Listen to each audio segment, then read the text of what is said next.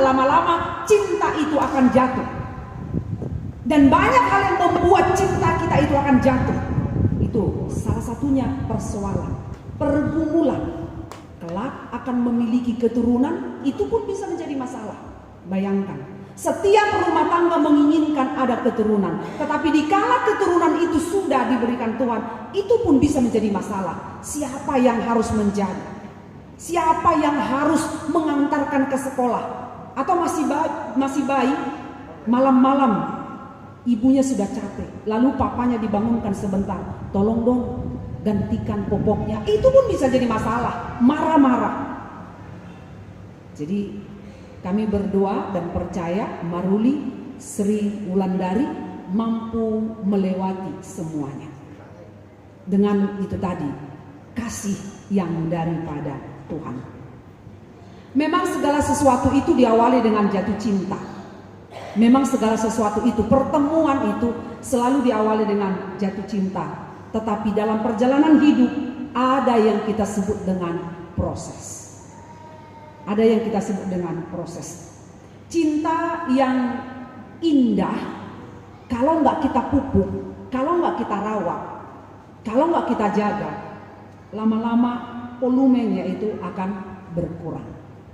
Ibarat tumbuhan, tadinya mekar dari pasar kita beli, dari tukang pohon-pohon itu mekar indah banget, tapi nyampe di rumah kita nggak kita perhatikan, nggak kita siram, nggak kita beri pupuk yang sesuai untuk pohon itu dengan bunga itu, mati juga. Walaupun sebentar lagi udah tinggal berbuah aja. Cinta pun begitu, hubungan pun begitu, relasi pun kepada siapapun. Kita berhubungan dengan siapapun, baik di tempat bekerja, baik di gereja, teman sepelayanan, apalagi suami dan istri. Kita harus menjaga hubungan kita itu tetap sehat dengan cara saling menghormati. Perlukah suami dan istri saling menghormati? Perlu banget. Justru saling menghormati itu perlu di tengah keluarga.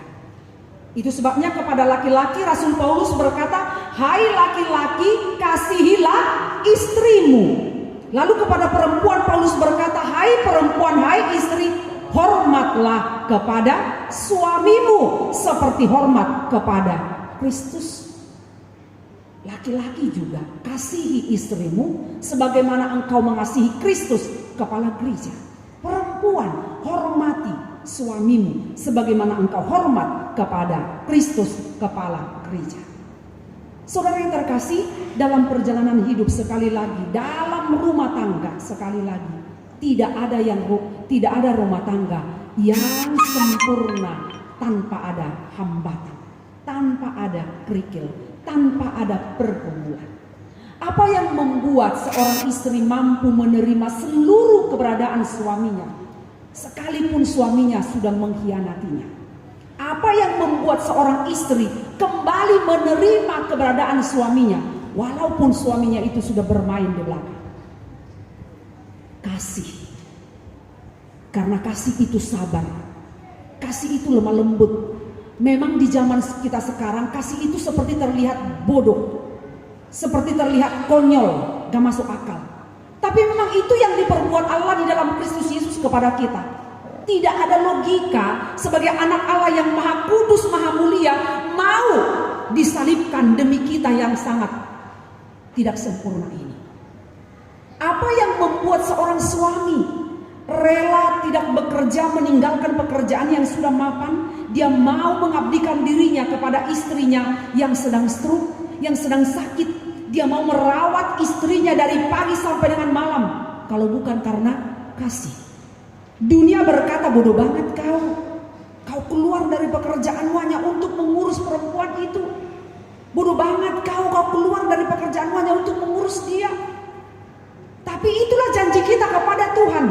Baik dalam suka, dalam duka, akan hidup bersama. Kasih itu menutupi segala sesuatu, percaya segala sesuatu, mengharapkan segala sesuatu. Kasih itu setia. Kasih itu sabar. Kasih itu menerima segala sesuatu. Tetapi kasih itu juga perlu diuji kekuatannya. Nanti Maruli dan juga Sri Wulandari kasih kalian berdua itu akan diuji di tengah perjalanan rumah tangga kalian. Akan diuji. Karena pernikahan rumah tangga diibaratkan seperti perahu yang sedang berlayar di tengah lautan. Akan ada badai yang akan mencoba menghantam perahumu itu. Entah itu badai kecil, entah itu badai sedang, badai yang sangat besar juga akan ada. Bagaimana kalian bisa bertahan? Bagaimana? Tidak ada cara lain selain daripada hidup di dalam firman Tuhan. Tidak ada yang lebih baik daripada hidup di dalam kebenaran Tuhan, yaitu kasih. Kasih itu perlu diuji. Kalau hanya mengatakan aku cinta kepadamu, aku sayang kepadamu, mau kemana engkau pergi, seperti yang dikatakan Petrus kepada Yesus. Kalau hanya di kata-kata, anggoholat dihata do halak batak mado aiso matutung baba mado, api tidak akan terbakar mulut ini berucap api, api, api, mau berapa kali pun kita ucapkan gak akan terbakar. Demikian dengan cinta ataupun kasih. Kasih itu harus diuji. Jika salah satu pasangan kita sakit, jika pasangan kita lemah, jika pasangan kita gak seperti yang kita mau ternyata. Karena dikala berpacaran itu kebanyakan orang seperti bermain topeng. Semua masih terlihat manis, semua masih terlihat cantik, semua masih terlihat indah. Ya namanya pacaran, gak mau kelihatan yang buruk-buruknya. Itu masih disimpan-simpan. Lalu saya tanya kepadamu Maruli, hal buruk apa yang kau tahu tentang Sri ini? Yang buruk? Gak ada. Gak ada. Benar gak ada. Puji Tuhan. Puji Tuhan, hebat kamu. Semoga setelah hari ini dan sampai selama-lamanya nanti pun engkau tidak menemukan kekurangan di diri Sri Wulandari ini. Jangan cari. Jangan cari. Barangkali cintamu terlalu besar sekarang sehingga kekurangan itu tidak terlihat. Semoga seperti itu cintamu kepada dia untuk selama-lamanya. Lalu Sri, apakah engkau menemukan kekurangan di dalam diri calon pasanganmu ini? Adakah kekurangannya yang gak kamu suka? Ngambek, terlambat, gak on time, lamban, ngambek, santai. Oh, ini pun memang bisa jadi masalah, ya kan? Sudah mau ke gereja, ayo buru-buru cepet dong. Tapi santai aja, itu menjadi masalah.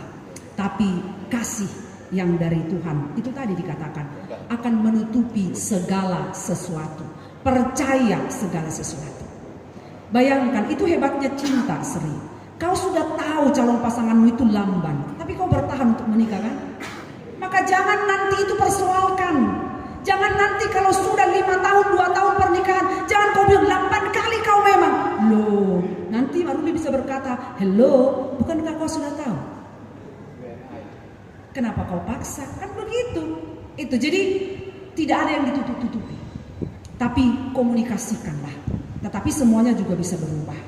Maruli juga cobalah cekatan, memakai waktu dengan baik. Kalau sudah mau berjalan jam 9, ya jangan kau mandi setengah 9, repot pula nanti ya kan. Belum mulai kau cari-cari bajumu yang mana, ya ribut. Kalau sudah mau jam 9 berangkat dari jam 8, jam 7, ya sudah harus prepare lah. Itu, jadi saling menutupi. Gak ada yang sempurna Maruli, percayalah. Sebanyak ini kita di dalam gereja, gak ada rumah tangga yang sempurna. Semua punya masing-masing kekurangan. Kekurangan dan kelebihan itu satu paket kok. Itu satu paket. Ada kelebihan, ada kekurangan. Ada kekurangan, ada kelebihan. Itu sudah harganya itu. Memang itu udah hukumnya. Dan itu satu paket. Tapi itu patut kita syukuri di dalam kehidupan kita ini. Maka apapun nanti yang terjadi ke depan, Maruli, Sri Wulandari, jika seperti ini hati kalian berdua, tetap komit, tetap setia, tetap hidup saling mengasihi, badai apapun di depan sana nanti, kalian akan berdiri kokoh. Sekali lagi, sekali kita memasuki pernikahan, maka tidak ada celah bagi kita untuk keluar. Sekali kita masuk ke pintu pernikahan itu akan tertutup, tidak akan pernah terbuka lagi untuk keluar. Tidak ada main-main dalam pernikahan. One way ticket itu untuk pernikahan. Gak ada remet, gak ada aku remet deh nanti aku ulangan dengan yang lain aja, enggak. Yang dipersatukan oleh Tuhan tidak boleh diceraikan oleh siapapun kecuali maut. Maka pergumulan, persoalan, miskin atau apapun nanti gak jadi alasan bagi kita untuk meninggalkan. Hiduplah selalu bersama. Dalam suka, dalam duka, dalam seperti apapun, hiduplah selalu bersama.